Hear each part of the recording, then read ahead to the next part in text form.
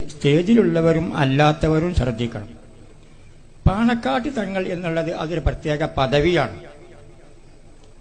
അത് ഒരു കാലത്ത് ഒരാൾക്കേ ഉണ്ടാകും. ഇപ്പൊ ഉള്ള ആള് ഈ വന്നു പോയ ആളാണ്. ഈ കുടുംബം പാണക്കാട് എങ്ങനെ വന്നു, ഇവർ ആരാണെന്ന് 1-2 മിനിറ്റിൽ മനസ്സിലാക്കും. മഹാനരായ പാണക്കാട് ഗ്രാമത്തിൽ ധാരാളം സയ്യിദന്മാരുണ്ട്. അവരുടെ കുടുംബത്തിൽ തന്നെ പെട്ട ഒരുപാട് സയ്യിദന്മാരുണ്ട്. മഹാനരായ പൂക്കോയ തങ്ങളുടെ അവരുടെ സന്താന പരമ്പരയിൽപ്പെട്ടവർ തന്നെ ഒരുപാടുണ്ട്. പക്ഷെ പാണക്കാട് തങ്ങൾ എന്ന് എപ്പോഴും പറയപ്പെടുന്ന തങ്ങൾ എന്ന് മാത്രം പറഞ്ഞാൽ, പേര് പറയാതെ പറഞ്ഞാൽ ഈ വന്നു പോയ ആളാണ്. ഇവരുടെ മുമ്പ് 35 കൊല്ലത്തോളം ആ പദവി ഉണ്ടായിരുന്ന ആള് സയ്യിദ് മുഹമ്മദ് അലി ശിഹാബ് തങ്ങളായിരുന്നു. അതിനു മുമ്പ് കുറെ സംവത്സരങ്ങൾ ഇവരുടെ രണ്ടാളുടെയും പിതാവായിരുന്ന മഹാനായ PMS പൂക്കോയ തങ്ങൾ റഹ്മത്തുള്ളാഹി അലൈഹി വനഫഅന ബിബറകാതിഹി അവരായിരുന്നു. അവരുടെ മുമ്പ് മഹാനായ അവരുടെ പോറ്റ് പിതാവും പിതൃവ്യനുമായ സയ്യിദ് അലി പൂക്കോയ തങ്ങൾ ആയിരുന്നു.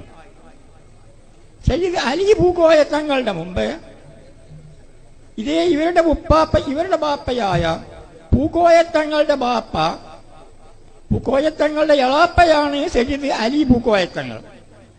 അവരുടെ തന്നെ സ്വന്തം ജ്യേഷ്ഠൻ, അതായത് ഇവരുടെ എല്ലാം ഉപ്പാപ്പയായ ആള് സയ്യിദ് കോയഞ്ഞിക്കോയത്തങ്ങൾ. ഈ സയ്യിദ് കോയഞ്ഞിക്കോയത്തങ്ങൾ അവരായിരുന്നു പാണക്കാട്ട് തങ്ങൾ. കോയഞ്ഞിക്കോയത്തങ്ങളുടെ മുമ്പ് അവിടെ സയ്യിദ് ഹുസൈൻ ആറ്റക്കോയത്തങ്ങൾ എറണാകുളം, അവരെ ബാപ്പ. ഹുസൈൻ ആറ്റക്കോയത്തങ്ങൾ എറണാകുളത്തെ ബാപ്പ സയ്യിദ് മുഹദാർ തങ്ങൾ ആണ്. സയ്യിദ് മുഹദാർ തങ്ങൾ മലപ്പുറത്തായിരുന്നു താമസിച്ചിരുന്നത്. പാണക്കാട് എന്ന ഈ പ്രദേശത്ത് അല്ല. പാണക്കാടേക്ക് ഇവർ വന്നത് പാണക്കാട്ട് ഒളകര എന്ന തറവാട്ടിൽ ഒരു വീട്ടിൽ, കുന്നത്തൊടിക എന്നാണ് ആ വീടിന്റെ പേര്. അവിടെയുള്ള മുഴുവൻ ആളുകളും നേരം പുലർന്ന് നോക്കുമ്പോൾ മരിച്ചതുപോലെ കാണപ്പെട്ടു. ചിലവർ അടുക്കളയിൽ, ചിലവർ വീടിന്റെ തിണ്ണകളിൽ, ചിലവർ കട്ടിലുകളിൽ. ഇങ്ങനെ ഇത് കണ്ട് പരിഭ്രാന്തരായ ആളുകൾ ഇനി എന്തു വേണം? അക്കാലത്ത് ജനങ്ങളുടെ സങ്കടങ്ങൾ ബോധിപ്പിക്കാൻ അവർ പോയിരുന്നത് മഹാനായ സയ്യിദ് മുഹദാർ തങ്ങളെ വീട്ടിലാണ്. ആ മുഹദാർ തങ്ങൾ നമ്മുടെ ഈ സാബിഖ് അലി തങ്ങൾ തുടങ്ങിയ ഇവരൊക്കെയും ഉപ്പാപ്പയാണ്. ആ മുഹദാർ തങ്ങൾ അവരോട് എന്ന് പറഞ്ഞപ്പോൾ അവരുടെ ഏക മകനായ സയ്യിദ് ഹുസൈൻ ആറ്റക്കോയ തങ്ങൾ പറഞ്ഞ ആളുടെ കയ്യിൽ ഒരു വടി കൊടുത്ത് ഈ വീട്ടിലേക്ക് അയച്ചു. അവർ വന്ന് ആ വീട്ടിൽ നിന്ന് കിടക്കുന്ന ഒരാളെ ഒന്നടിച്ചു. ആ അടിയോടുകൂടെ അവർ എണീറ്റു. അങ്ങനെ ഓരോരുത്തരെയും ബാപ്പ കൊടുത്ത വടി കൊണ്ട് ഓരോരുത്തരെയും ഓരോ അടി കൊടുത്തു. എല്ലാവരും അവിടെ നിന്ന് എണീറ്റു.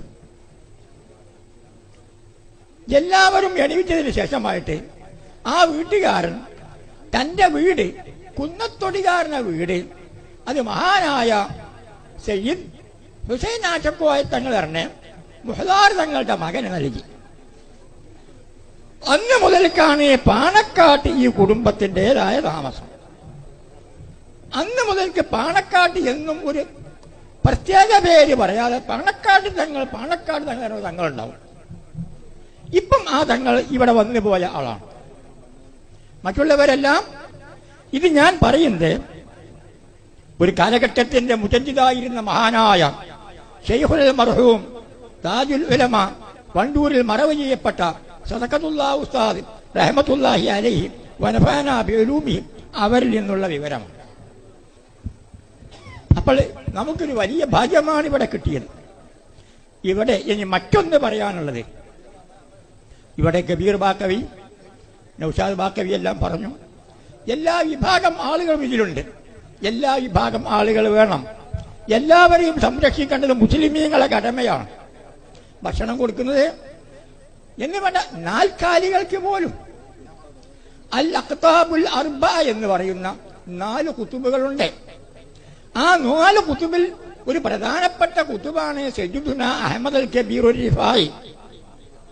അവർ ചെയ്തിരുന്ന കാര്യം, അവരുടെ കാലത്ത് ഒരു പട്ടിക്ക് കുഷ്ഠരോഗം ഉണ്ടായിട്ട് ജനങ്ങളെല്ലാം ആ പട്ടിക്ക് ഭക്ഷണം കൊടുക്കാതെ ആട്ടിക്കളയും. അവരാ പട്ടിയെ കൊണ്ടുപോയി ഒരു വിജന സ്ഥലത്ത് ഒരു പന്തല് കെട്ടി അതിന് മരുന്ന് കൊടുത്ത് അതിനെ കുളിപ്പിച്ച് വൃത്തിയാക്കി ഭക്ഷണം കൊടുത്ത് 40 ദിവസം കൊണ്ട് ആ പട്ടിയുടെ രോഗം സുഖപ്പെടുത്തി നാട്ടിലെത്തിച്ചു. ആളുകൾ ചോദിച്ചു, ഒരു പട്ടിക്ക് വേണ്ടിയാണോ അങ്ങനെ ഇതെല്ലാം ചെയ്യുന്നത്? അവർ പറഞ്ഞു, ഞാൻ എന്റെ റബ്ബിന്റെ മുന്നിൽ ചെല്ലുമ്പോൾ ഒരു പട്ടിക്ക് ഈ രോഗമായിട്ട് നീ അത് കണ്ടു ഒന്നും ചെയ്തില്ലേ, നിന്റെ മനസ്സിൽ ഒരു റഹ്മത്തുണ്ടായില്ലേ എന്ന് ചോദിച്ചാൽ എനിക്കതിന് മറുപടി ഉണ്ടാകൂല, അതിനുവേണ്ടി ചെയ്തതാണ് എന്ന്. പ്രിയപ്പെട്ട സഹോദരങ്ങളെ, അമുസ്ലിങ്ങൾ മുസ്ലിങ്ങൾ ആരായാലും നമ്മൾ എല്ലാവരെയും മുസ്ലിങ്ങൾ നമ്മുടെ റസൂല് അർസൽനാക ഇല്ലാ റഹ്മത്തൽ ലിൽ ആലമീൻ, ലോകത്തിന് മുഴുവനും കരുണയാണ് അല്ലാഹുവിന്റെ റസൂൽ. ആ അല്ലാഹുവിന്റെ റസൂലിന്റെ സന്താന പരമ്പരയിൽ പെട്ടവരാണ് ഈ ഇരിക്കുന്ന സാബിത് അലി, ഇവിടെ നിന്ന് പോയ മഹാനവറുകൾ, അതുപോണം നമ്മുടെ മുത്തുകോയത്തങ്ങൾ തുടങ്ങിയ ആളുകളൊക്കെ. അവരെല്ലാം ഉള്ള സദസ്സിലാണ് നമുക്ക് ഈ കാര്യം. നിങ്ങൾ നോക്കണേ. ഇമാം അബൂ ഹനീഫ റളിയല്ലാഹു അൻഹു, ഇതുകൂടി പറഞ്ഞ് അവസാനിപ്പിക്കാം. എനിക്ക് ശരീരം കൊണ്ട് ആരോഗ്യമില്ല, നിങ്ങൾക്ക് കേൾക്കാനുള്ള മനസ്സുമില്ല. ഏതായാലും വന്ന സ്ഥിതിക്ക് ദീനില്ല, എന്തെങ്കിലും ദീനിയായ ഒരു കാര്യം പറയണമല്ലോ. ഇമാം അബൂ ഹനീഫ റളിയല്ലാഹു അൻഹു അവർ നമ്മുടെയൊക്കെയും ഇമാമാണ്. ഹനഫി മദ്ഹബ് എന്നൊരു മദ്ഹബ്